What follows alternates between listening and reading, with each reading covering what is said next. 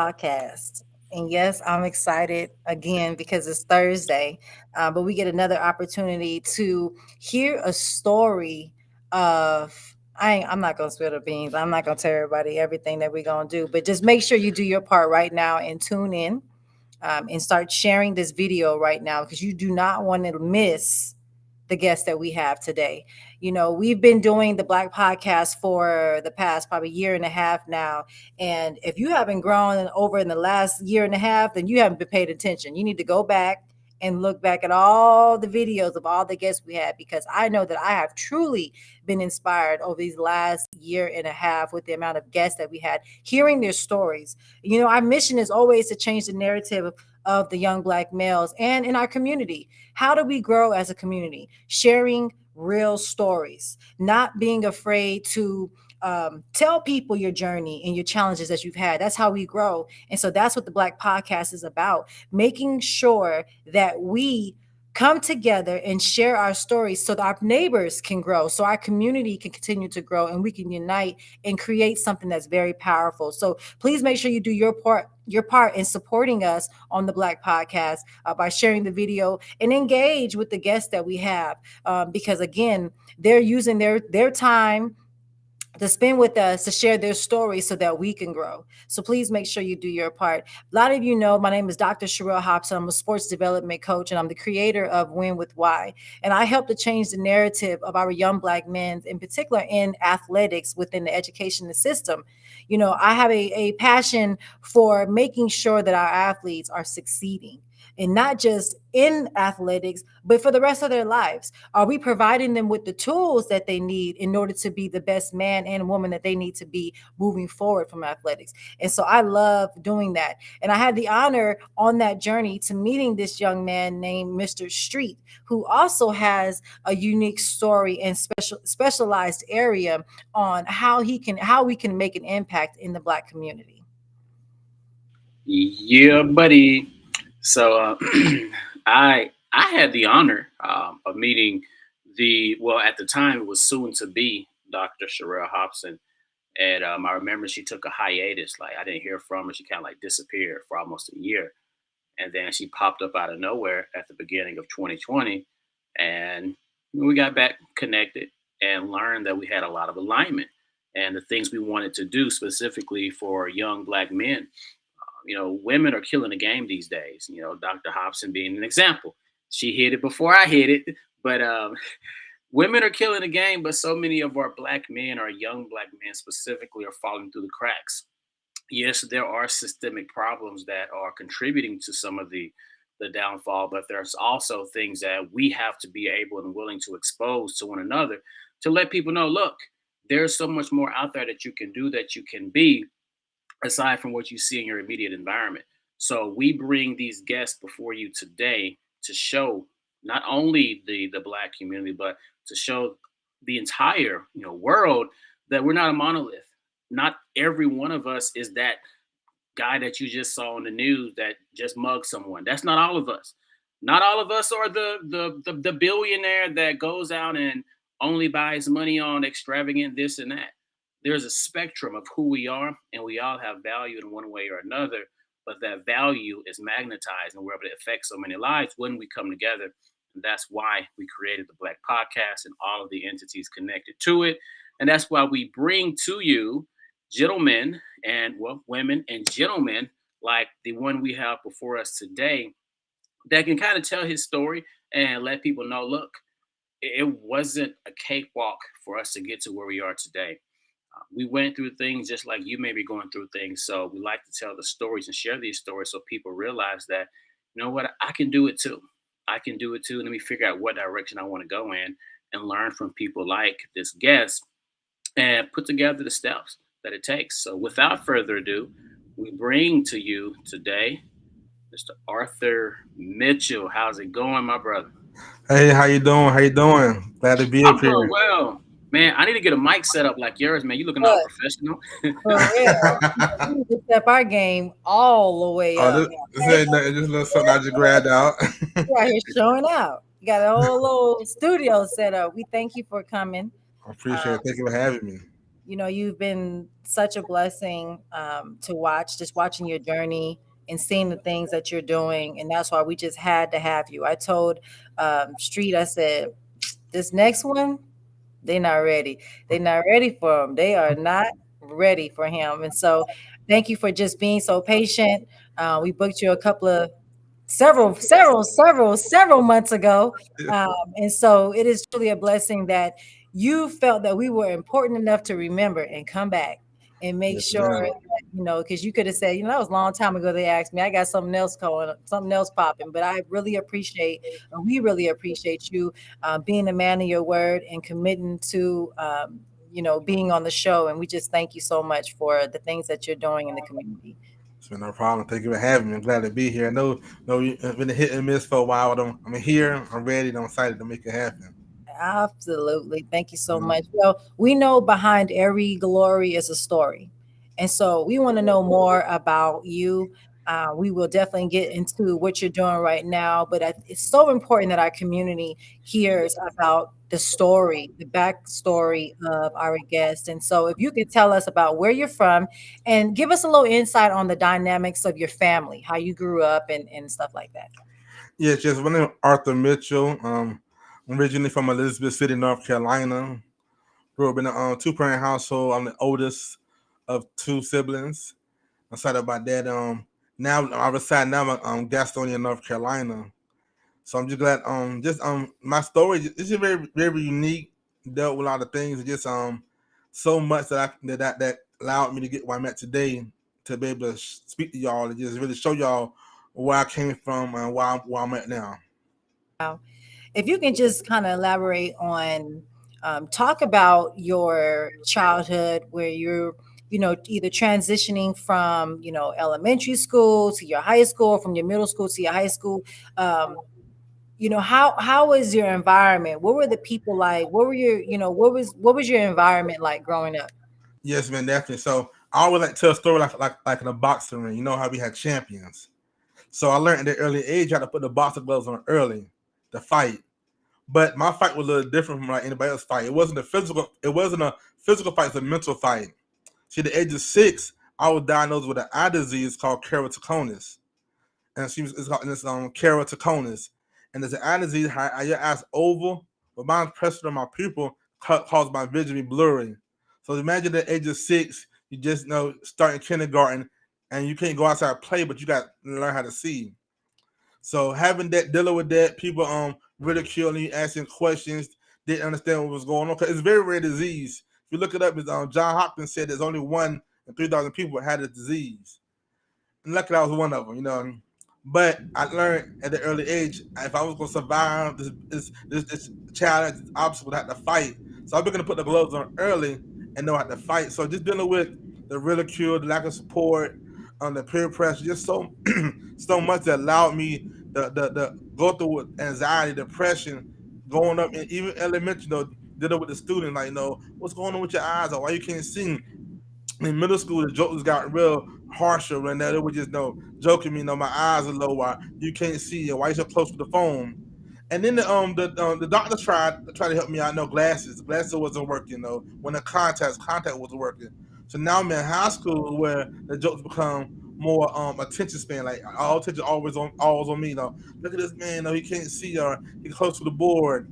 And teachers couldn't really support me. They didn't put me in special classes, but they wasn't concerned either. They didn't know. They get the work done and come to school. So my Mm-hmm. childhood was a little bit different. I had to fight mentally inside my head to keep on going because what I've been through, I don't wish on nobody because people like what I go through could have gave up. They could throw in the towel. But I know in order for me to win and keep this journey going in my life, I had to put the gloves on the fight. Yeah. Wow, thank you for sharing that. So, in our community, and I told you earlier that my background is in athletics and education. And one of the things that, well, I created the model of win with why, Mm-hmm. right? And helping teachers and coaches to discover the why of their students, understanding exactly who they are and what they need. And so to hear you talk about, they were just more concerned about checking a box, just get it done. However, you need to figure it out, figure it out. If you don't, then you just fall behind. So Yeah. many of our students, have that same situation, because teachers and coaches and people are just so busy with their own lives and checking a box that we forget about the most important person or the reason why we're there, right? Which are Exactly. supposed to be for the students. And so Hmm. I really appreciate you talking about that. And we do want you to talk about, you spoke on um, the anxiety and the depression. We're just now being okay and comfortable with saying, I have anxiety, I have depression, I have, certain thoughts or whatever. Because back then, when we were in school, if you told somebody that you were feeling some kind of way, they would label you as, as a woman, they would label you as crazy. Hmm. And then as a man, they would label you as weak, Yep. a punk, or Exactly. boy, ain't nothing wrong with you. You'll be all right. You'll get Yeah. over it. Yeah. Sit you with Brush it off. So, yeah. push it off, right? We're gonna pray about it. We're gonna leave it alone, and you just gonna deal with it. So Hmm. I do want you to talk about just that, being in that space where maybe you didn't know that you were depressed or having anxiety, but it was just something, the way that you were feeling. Talk about that, being in that space within school as well as like with your family. How was that conversation when you were feeling like, okay, this ain't cool. I'm not feeling good. Yes, man. Definitely talk about it. So it's very hard for me. You first of all, I'm young. And young and not knowing how this came along, what happened, because I tell the story all the time. I did my TED talk that I was good going to school, but when I walked through that door, my vision changed in kindergarten.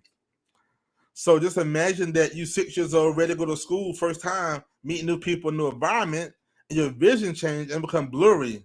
So now your whole demeanor of school, kids, teachers, and life changes. So I got to a point where like, man, why me? What's going on? No, having glasses 6 years old, no having to wear contacts in middle school. Like you see that, but not that early age. And this disease not even up early age. People that get this eye disease about are teenagers to adults. And me having it 6 years old, it brought a whole new demeanor of life. Like, what is going on? Dealing with no thoughts. People not want to be around me. People not want to play with me. Not being want to have pick me on a football team, that basketball team, because I couldn't see. Mm. So my whole mindset was like, what's up? What's going on? And I couldn't really gravitate on the thoughts. I was young, still trying to figure out this whole situation of what is eye disease, where did it come from, and how did I get it? Wow. So, in our community, especially, with the youth or high school, we tend to push all our young black men, of course, to athletics, right? So when athletics was that challenge for you in school, because that's how people become popular, right? the Yeah. the, the ugliest dude, the fattest dude, if he got a weird shaped body, if she has a weird shaped body, if you can play basketball or run track, then people forget about all the other shortcomings because you a Exactly. star at the school or whatever. So because you had this challenge where maybe you couldn't excel in athletics as much because of your lack of your sight, how were you able to find something else? What was something else that you were like, okay, well, I can't do this, but this is what I'm good at, and people are going to respect me for that? Did you have any of those type of situations or areas? Well, I got a funny story about football because football been my sport when I was younger.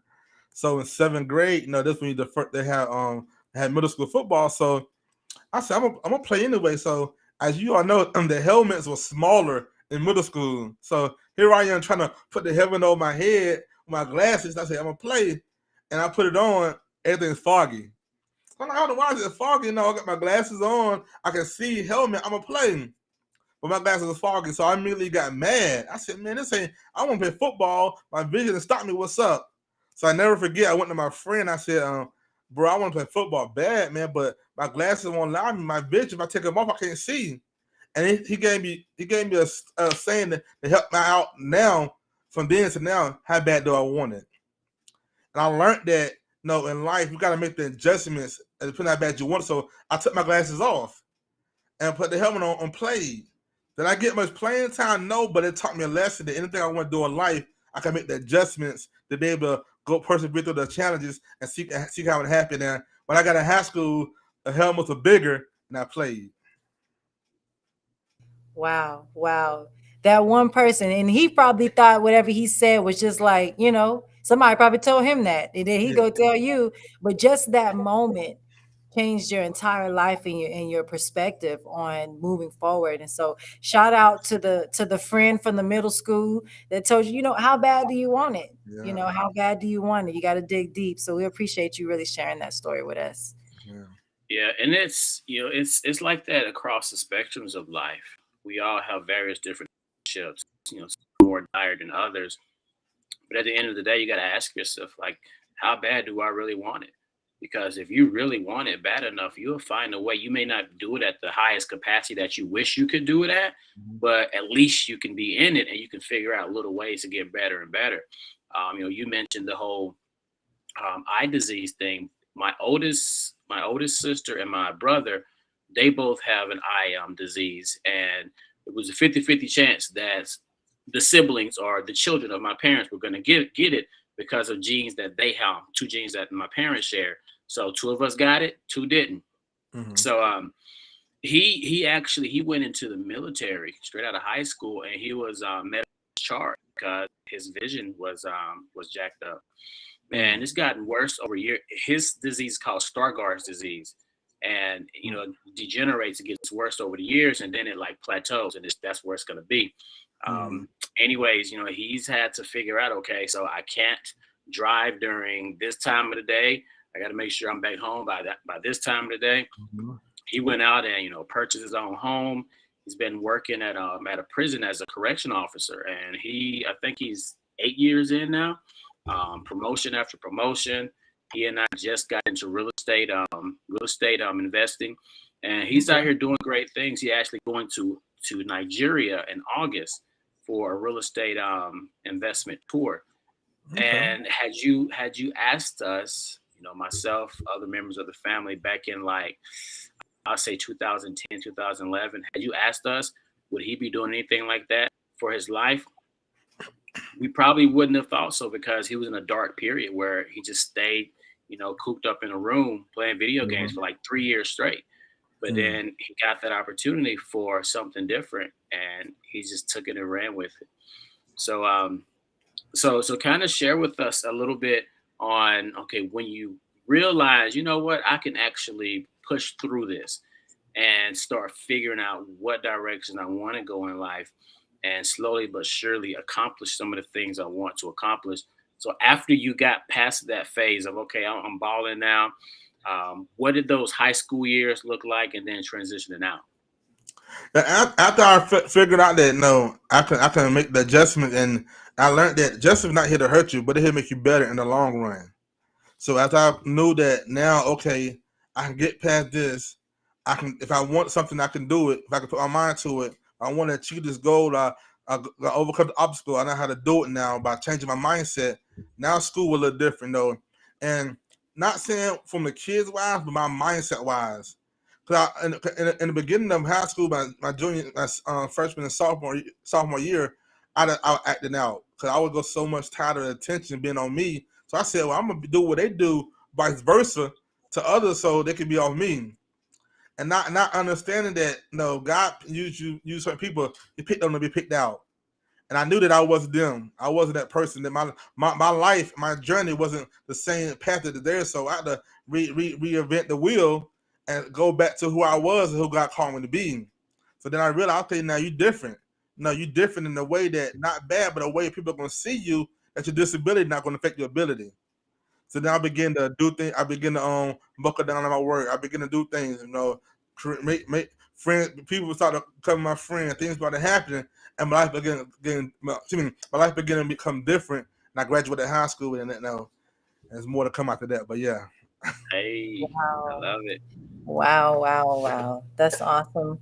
I really appreciate you sharing that. And we do have to make those adjustments. And sometimes it takes either us having the willpower to do it or someone that we meet along the way. Because God will either speak it to you or you'll speak it through others to get hmm to you. Yeah. And so however he wants to get to you, he will get to you. And I think that it's just so important that you have those moments. I have a group of girls that I have this same conversation with, and I used to ask them every day, because when I first met them, I would say, hey, y'all gonna come out and run track, and I would get the eyes rolling and the oh my god, and the who's this lady and what is she talking about? And so I would always talk. I would when I talk to them, I would always ask them, do you want to be good or you want to be great?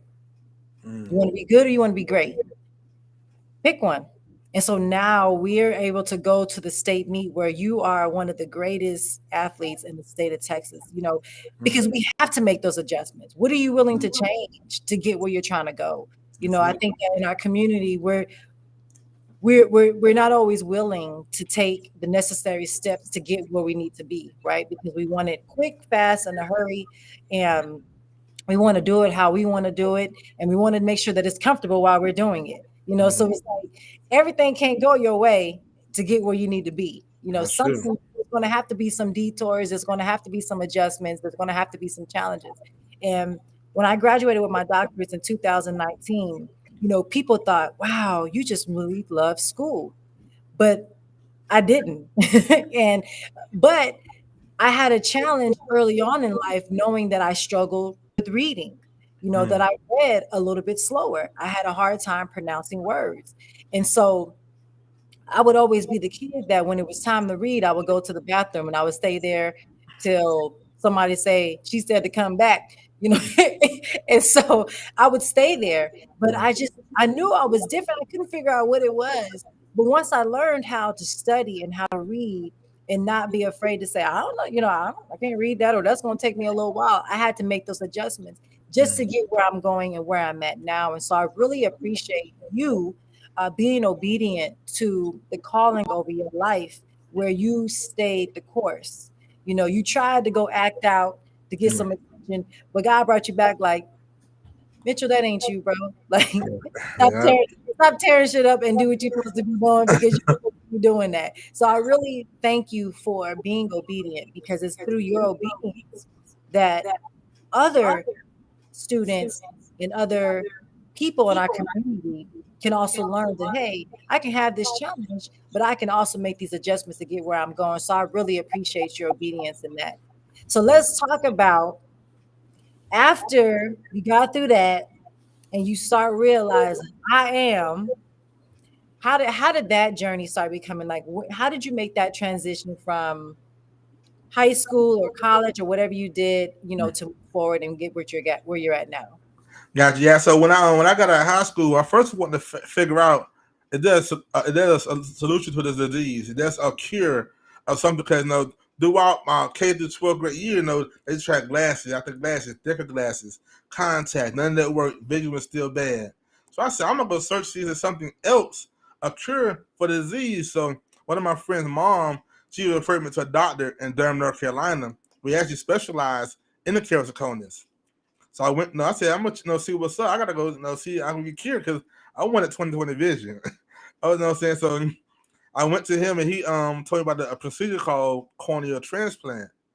Now, what a corneal transplant is, where they take out your cornea and give a deceased cornea. So I said, okay, cool. I know. Like, okay, hold on. They messed up my eyes. First of all, I don't know what may happen. I don't know. I'm gonna see other people X-ray vision. I had so many different things in my head, but I said I'm just trying to. No, I want to see better. I want to see different. I want to see no. I want to see no different I was before. So, and I'm getting the surgery, but I'm trying to find out how to get 7 eye surgeries. Yeah, seven, because each one of them was either tissue will get or thin or the cornea will break. So you imagine though, think you're going for one time, you go for 7 times. So doing that whole mindset of like, man, okay, I'm doing this, but it's still going back and forth. I'm doing it and still go back and forth. So then I end up so the fifth one really was a pivotal point of my life. I never forget I woke up and doctor said, you almost died on the surgery table. I said, died? Said, yeah, we can't revive you. We had to use shock treatment. So I'm like, hold on now. This is my 5th eye surgery. Everything been going good, but this one is different. And my hold on. But my whole thing was I still couldn't see. So then I immediately went by that 6-year-old boy again, coming to the classroom, vision blurry. That's when the depression started. I never forget. I walked to the kitchen to my wife. I said, babe, why when everything turns out good, it becomes bad, and I broke. At that moment, I was just tired. Tired of this. No, I'm thinking no cure. No, for, first of all, thinking you're getting one surgery on the fifth one, then you waking up almost died, and you still can't see. But I never forget. I heard God said, I'm great to your pain and to your purpose." So I immediately got back up and said, "Okay, trying to fight again." So the gloves got tighter. There was time to keep on moving. So after the seventh surgery, I found this professional development group would help me pull out my purpose of who I am now and what I do. Wow. Wow. That's a beautiful story. So talk about, because I know you kind of skipped over when you met the wife, right? So Mm. you went from high school to having a wife. So talk Oh yeah. about that, right? Where Uh, because I know that when we talk about dating mm, and we talk about relationships, um, and how the importance of support, right? yes. So it's always when you first meet somebody, you show them the representative, right? So Mm. she first met you and she thought, man, he picture perfect. He ain't, it's just, and then you come with, did you come off top saying this is a challenge of mine? Like, talk about that too, because I feel like Yeah. that's important for people to know. Gotcha, gotcha. So we ended up meeting in church in Durham, North Carolina, and we met kind of different because she was stalking me, not playing, but we ended up meeting and became friends and we talked. So once it came around to being married, I ended up telling her I have an eye disease and it's called keratoconus. I was gonna explain to her, and she's a researcher, so she was researching like see what could have happened if I go blind or what this and that. So she already knew, and I'm really honestly, she was my biggest support. She was with me for the last three. So she was my biggest support. And then when we had our kids, they became my supporter too. But she was my biggest support because she understood where I was coming from. She felt my pain because dealing with vision and dealing with anxiety and pressure. She helped me really go through the process and go through the journey of how I can get myself back together again. Wow, that's definitely so. Is the challenge that you have with your sight? Is that something that's hereditary? How was that when y'all were deciding to have a family? Was that something that you were concerned with? And then how did did you end up getting the rest of the seven or the other two surgeries? And how did that journey end? Gotcha. Yeah, and I found out, yeah, definitely hereditary. And my thing was, I hope my kids didn't get it because I didn't want them to go through what I went through, dealing with the everything at an early age and this and that. And thankfully that none of them have it. None of them got it. I know my baby girl, she wear glasses, but she don't have the keratoconus disease. And it's different because at that age, they living like I want to live. Age of 6, 7, because he's 6 and 8. And at that age, I was trying to see. My vision was blurry. My life, so living my life through them and seeing how it would have been if my vision was at a good standard and able to do different things differently, it would have been good for me. So just showing that, and then excuse me. Then after that, I did have the 7 eye surgery. The 7 was a cataract. And now my vision is from, I don't know if I don't know about peripheral things, but it went from a 20 over 200 to now 20 over 40 in my left eye and 20 over 50 in my right eye. Now I haven't worn glasses in 7 years. Wow. Wow. So is that it with the surgeries? Are there anything that you have to go back and do moving forward? What are the adjustments that you have to make now, or are you good to go? Now, right now, so the whole thing with keratoconus, it doesn't get better, but it doesn't get worse. So it's stable. So now I take steroid eye drops the rest of my life to keep the cornea strong. But I don't. I just like maybe a yearly checkups. But everything's been good because I used to have daylight driver license only, but I couldn't drive at nighttime. And I took a test. They were 2 years ago with the DMV, and I got it taken off because my vision got better. Wow. So now I'm Wow. able to drive at night. So yeah, so things that's improving. Just to continue to take care of myself, eating right, and just taking my eye drops. It has been a major improvement where I gotta go into the fast food restaurant, ask them what's on the menu. And I go into the store and say, yeah, this is the right aisle for this. Or looking so close to my phone, or trying to look at my keyboard, trying to see what I'm typing. So everything has did a whole 360 turnaround. I'm just thankful for that. Yeah, the things that we take for granted on a daily basis. Yeah. That's we don't. Yeah, that's, we definitely take a lot of things for granted. So talk about what you're doing right now as far as that transition, how you went from, um, the space of speaking and everything else that you're doing. Yes, man. So I realized doing all this and that speak to other people as well. Like everything we go through in life, there's a purpose behind it. Never think you're just doing it just because you automatically get happen to you, or this automatically happens to your life, or you automatically this and that. No, it's a purpose in your life. And as you get older, understand the purpose. Now you got to understand what's the destiny behind it. So I realized doing what I was going through that I'm gonna get older and tell a young kid or young adult with disability that your disability doesn't fit your ability. That you could be a father, a husband, an entrepreneur, or whatever you want to be, and learning that no matter what you're going through, if you have a changed mindset, then anyone do can happen. So I ended up creating the I Am brand, which is my shirt, the I Am brand. And I got a shirt called the I Am brand. I said, I am bold, I am smart, I am confident, I am determined, I am successful, I am enough. I created that brand through the pandemic to let kids know that no matter what you're going through, you are that. You are smart. You are confident. You are bold. Even though you have a special need, or unique, I call it uniquely gifted child, you still successful. You're still enough. And the more you say it to yourself and internalize your mindset, you become better understanding as you go through life. So I created the I Am brand to help kids, and I speak to them as well. But I know that don't let the way you feel affect the way you flow. No. So a lot of times, huh? I like that one. Yes, sir. A lot of times Say it again. don't let the way you feel affect the way you flow. A lot of times we wake up with a know they're gonna have a bad day. I know you don't want to do this, but you can't let the way you feel affect the way you flow, because regardless of the fact, you still gotta keep on moving. I keep on pushing. Don't let life throw you, knock you down. Don't be lethargic in what you're doing. Continue to grow and continue to be who God called you to be.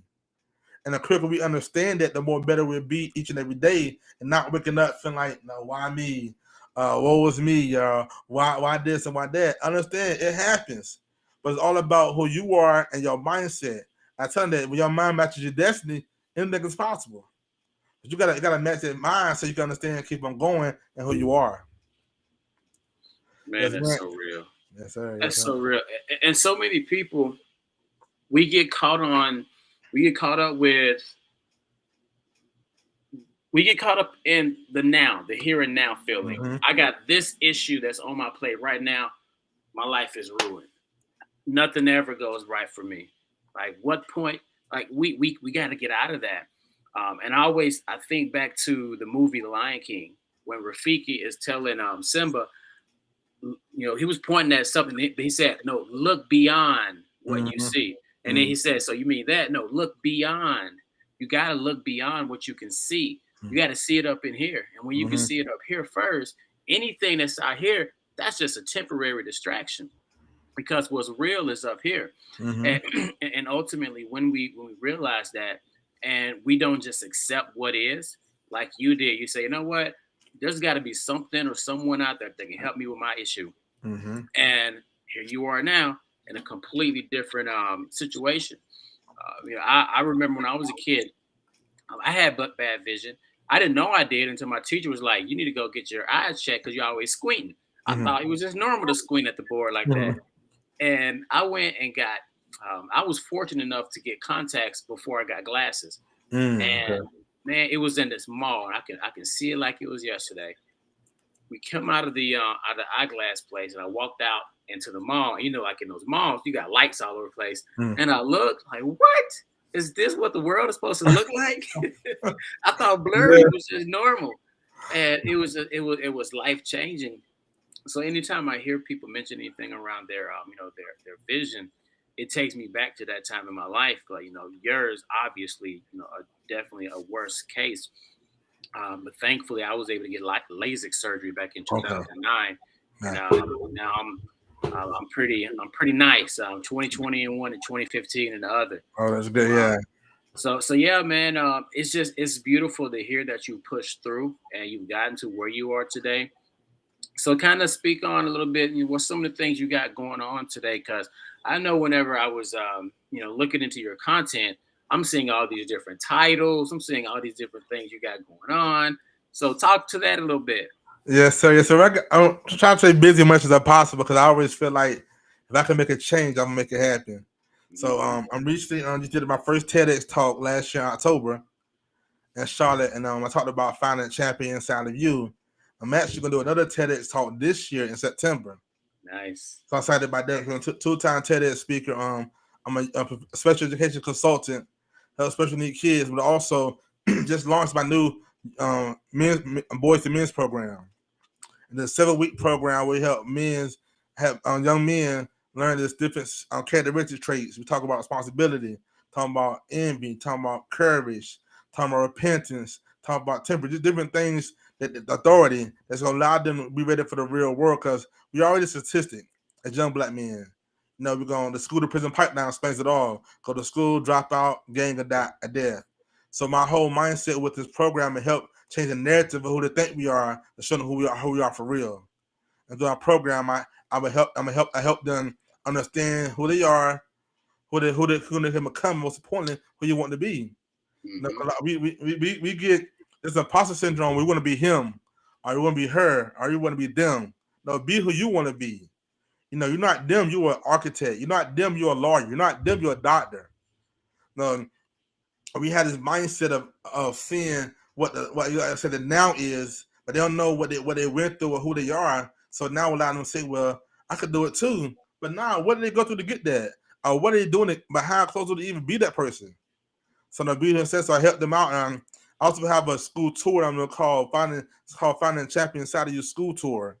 I go to different schools, give them a keynote, and I give them a whole day or two of learning, telling my story, most importantly, helping them overcome the academic barriers of how they can make the school year better, but also helping teachers understand their students. A lot of teachers don't really understand their students. They're more concerned of graduating, which is good, but be more concerned with who you're teaching. Be more concerned to know who. Well, they don't know what they're going through when they come from home to there. They know what they're going through when they leave there to go home. So have them more showing them how to execute with my welcome to the jungle assessment. But first knowing who you are as a person, but learn who your staff is, learn your environment around, and learning who your students are to make you make the better decisions and how to teach, but per se, but also how to understand your students as well. Yeah, Dr. Hobson and I, the program that we put together, it has a similar approach to where we have the mentorship component for the kids, and then we also have the concept of, helping the teacher better understand, the students, because that's so important, especially in today's day, because school and I had a conversation with a mentee of mine about 2 weeks ago, and he asked me, he said, "B, like, be serious with me. Do you think school or do you think college is a scam?" And I said, it depends. Because if you're trying to go get an MBA because you want to start a business, that's a scam. Because there's so many successful entrepreneurs or courses out here. There's so much content on YouTube to where you can get an even better education doing it yourself. If you got the self-discipline, ain't no Mhm. need to go to college for that. Now, That's if you're true. looking to become a neurosurgeon or something, you need to go to college so you can get in that lab, so on and so forth. Exactly. But it brings me back to the conversation I had with a lady earlier today. Um, she's in the finance space as well, and she was mentioning how, like in school, they always ask you like, "What do you want to be?" But they never ask you like, "How do you want to live? What type of Mm, lifestyle do you want?" Because if you determine what lifestyle you want, who you actually want to be, it's so easy to say, okay, I want to be XYZ, occupation, because that's what you hear all the time. mm-hmm. But when you ask what type of lifestyle you want to live, how do you want to live, it makes them really think, and Mm-hmm. it puts more on the individual to dig into who are you actually, not who is this position over here that everybody's been dropping into your ear and you think is your own decision because you've been hearing it from everybody else. No, like, what is the life you want to live?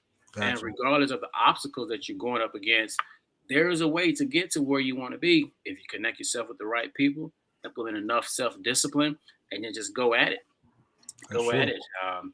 So, I love the fact that you're in that space and you're pouring into people. And I mean, at the end of the day, facts tell, stories sell. Like, you're gonna make so many people want to take advantage of what you have to offer, want to listen to you even further once they hear your story. Yes, sir. We Dr. Hobson, like she can quickly tell you in her dissertation, she probably had all these different facts and statistics. Yeah, it tells a whole lot, but at the end of the day, when you're sitting in front of somebody who, their son is about to, you know, off himself because he don't know what he's gonna do with his life because he's no longer an athlete. Like you got to be able to have a story to share with him Mhm. to help him realize there's so much more out there. This is what I've seen. This is what I've experienced, and this is where I've come. And until you can actually drop back, let that take off that title and be a human. Until then, it's gonna be harder to reach people. And your story, I mean, ain't nothing much more human than that, man. Yes, sir. Yes, sir. I appreciate that, man. It just But I think your audio cut again.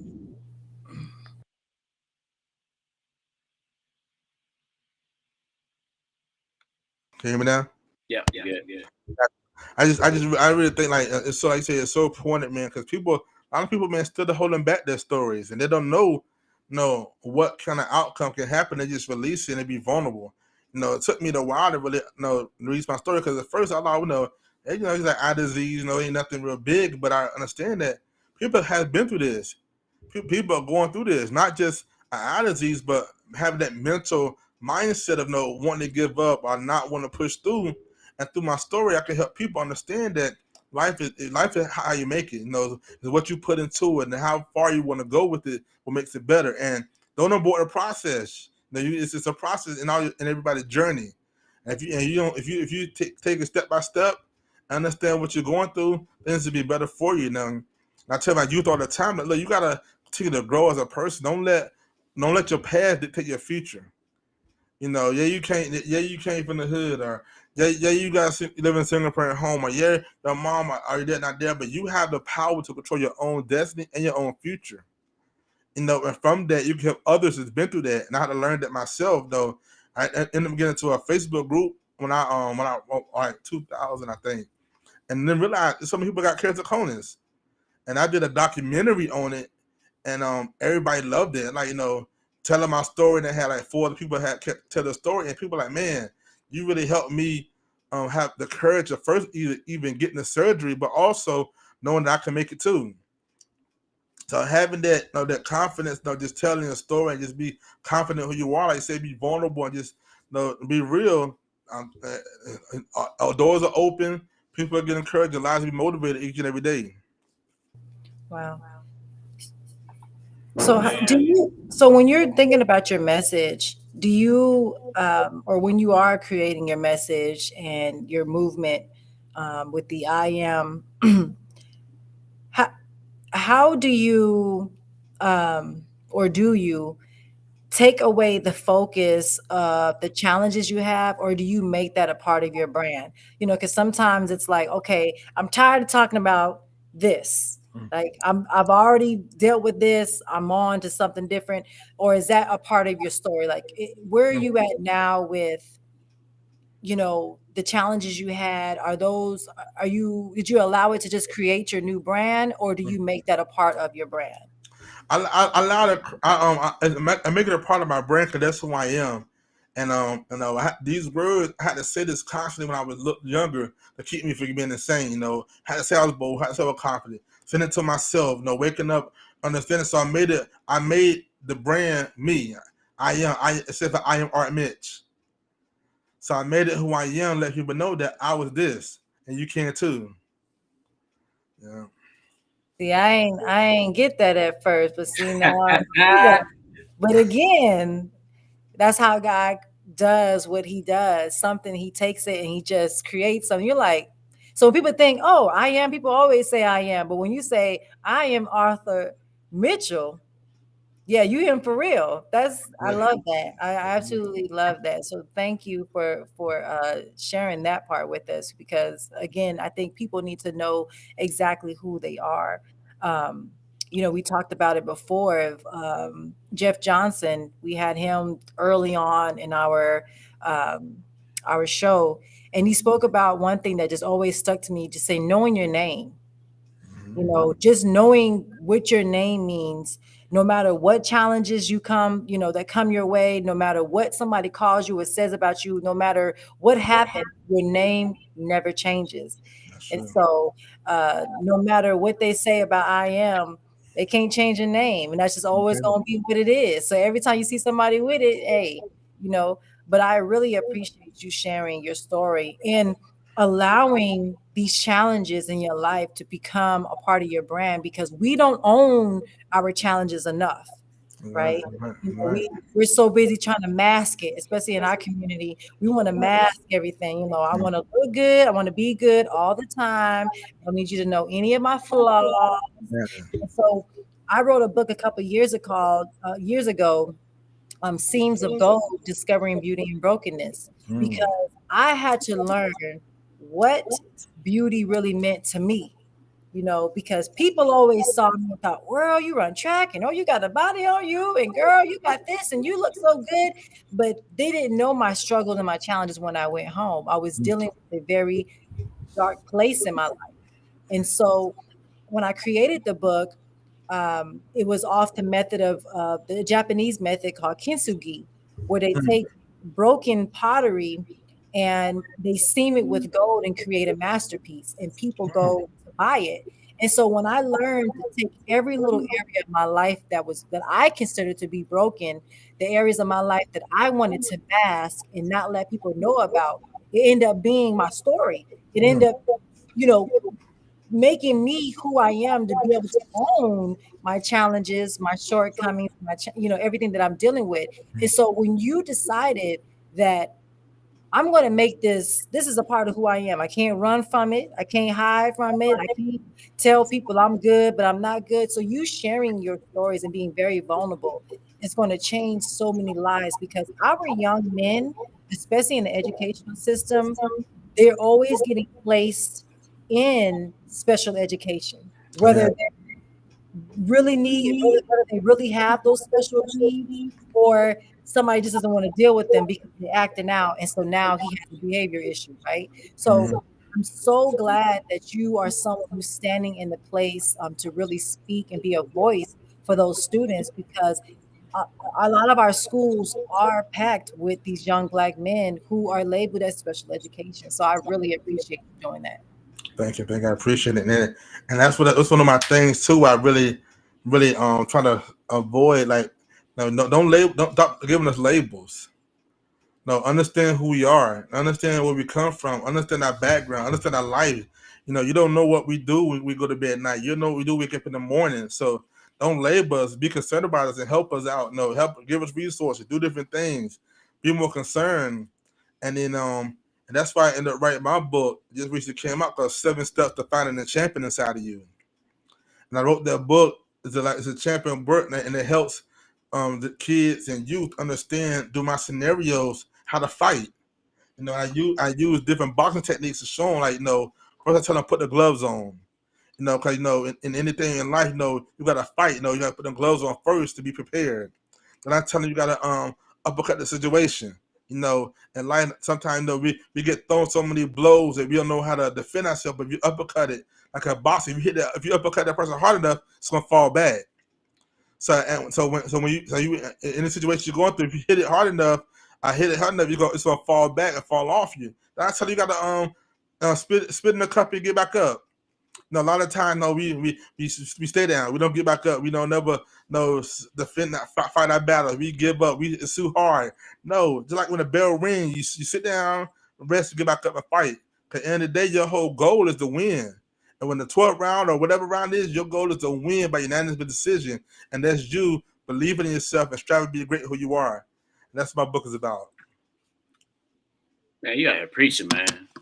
You out here preaching. I love it, Just drop the man. mic. Just drop the mic. Yeah, and I love these types of episodes because a lot of times we just go through certain principles and stories, just factual, but like when you can bring a story of like, dang, that had to be tough, and then listening to you now, man, look at me now. I ain't tripping. Like I'm living my best Oh, life. yes, Like sir.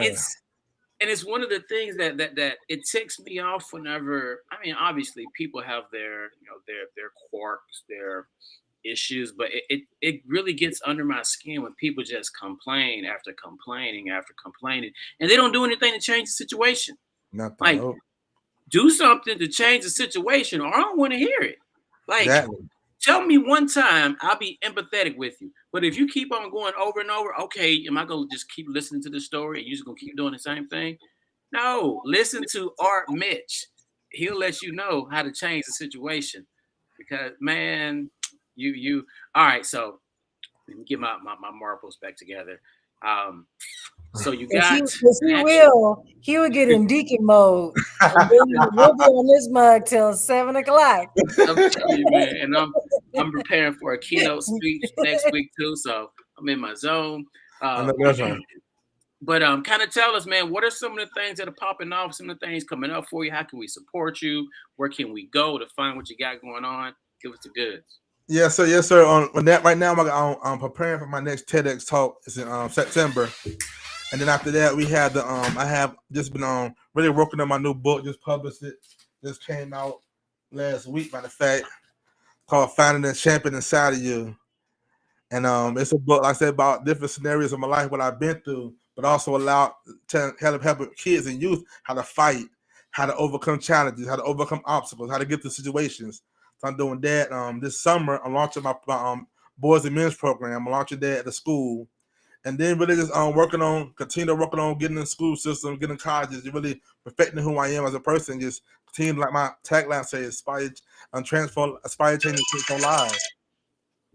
Well, I Wow. tell you what, I mean, you in front of the right people right now because that's what we do is get in front of schools. Okay. We can link forces and figure out how we can expose you to our network. You can expose us to your network, and we Yes, can go sir. out here and Definitely. be the masses and just help change so many lives. But real quick, where can we get that book? Yeah, so you can. Well, actually, I'm gonna send the link information to your page. I'm your Facebook friends, and get it from on there. But you also you go to my website www.artmage.com. You can find me on Instagram at artspeaks82 and on LinkedIn at Arthur Mitchell. But I could definitely send you a link for the book and everything and the what's called the cover for everything for the book. But just came out. Love for y'all support. It's a great book. I just mailed off 40 copies today, so I'm excited about it. That's what's up. And that website is ARTMITCH. Yes, sir. .com. Yes, sir. Yep. All right, Man. man. I'm gonna stop talking a little bit. I'm a little too excited, y'all. Yeah, because he gonna get Wind us live down. at 5, and he gonna be on here till 7. Well, it's just it's an honor for us to have you on the show. Um, and in this short amount of time, it's hard to get everyone's story, but you definitely told it well, I appreciate um, it.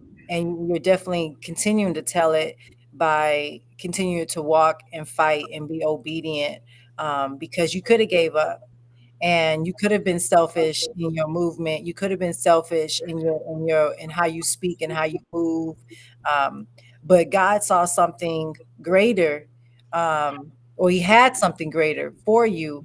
And the fact that you stayed obedient and on course with that, we truly appreciate you, because you help us to remember that it's the little things that matter. It's the adjustments that you have to make, and how bad do you want it, and not allowing how you feel to affect your flow. You are an example of everything that you're talking about and everything that you're speaking about, because there's a whole lot of people speaking about things that they ain't walking in. Yeah, So thank you for walking in your truth, I appreciate and it. Thank being you. who you are, because you're doing it well. And so thank you again. And this is just the beginning. We family now. So when we Yes, call ma'am. Mitch, don't be trying to Yeah. get on there talking, be acting like, you know what I'm saying? Trying to make some phone calls. I'm gonna have to go and show out, I have to comment on one of the things like, oh, really? That's what we doing? Acting like you don't know nobody. I love it. So no, but thank you so much. And I can feel your energy and your heart from here. And so I thank you, and we Thank appreciate everything that you're doing. appreciate And you all. Thank you. there's more to come for sure. So Yes, ma'am. That's absolutely. beautiful. Mm. So we're going to Uh, put you in the backstage. Please make sure that you go to Finding the Champion Inside of You. You got to grab your book, artmitch.com. Go on there and see what he got. Get you an I am shirt, get you a book, because we all have that champion in us. And until we decide to make those adjustments and find and discover that champion within us, we're going to always be stagnant. So please make sure that you find this book, Finding the Champion Inside of You. He already give you the tools that you need to be. yes, indeed. Well, as we get ready to wrap up, guys, make sure that you hop over onto the Instagram page. You'll be seeing some more content going up sooner than later. We are HSBA with a period between each. Check us out on our website. We are hsba.com. Um, we're doing so. I've been since this virus kicked in. I've been doing webinars after webinars after webinars after webinars. Well, we have a webinar for schools, to help professors, to help teachers really learn how to give instruction that's going to most benefit the students, and also learn how to communicate better with parents of students, so on and so forth, and bridge that gap. Because as you heard with the story that was shared here today, a lot of miscommunication across the spectrum may, Mitch have to go through school without understanding why this situation can be remedied. He had to go and figure it out himself afterwards. Whereas if we can communicate, teachers, professors, okay, he's doing this, this, and that when he's trying to get through his lesson. You transfer that information to the parents. Parents get that information to the eye doctor. Okay, we know exactly what we need to check him for. So it's about the communication. It's all about communication. And off of that note, communicate this link over to everybody who you know. Share it, share it, share it. We got to spread the message. We got to help these stories get out because there is somebody out there. One in 3,000, you said. Yes, sir. 1 in 3,000 So have this. so out of the next 3,000 people, there's another person out there that needs to hear this message. Yes, sir. So thank you again, man. We're gonna I put you appreciate you backstage all. real quick. Don't leave us. We're gonna come and close out with you after we send the show offline. And man, it was a pleasure. Thank you so much. Appreciate. Thank you for having me. Appreciate y'all. Sure. All right. I mean, we And don't have to another say one. much because he said it all. But he's an amazing man, and I think that again, we need to make sure we share our stories in the community because your story is not about you.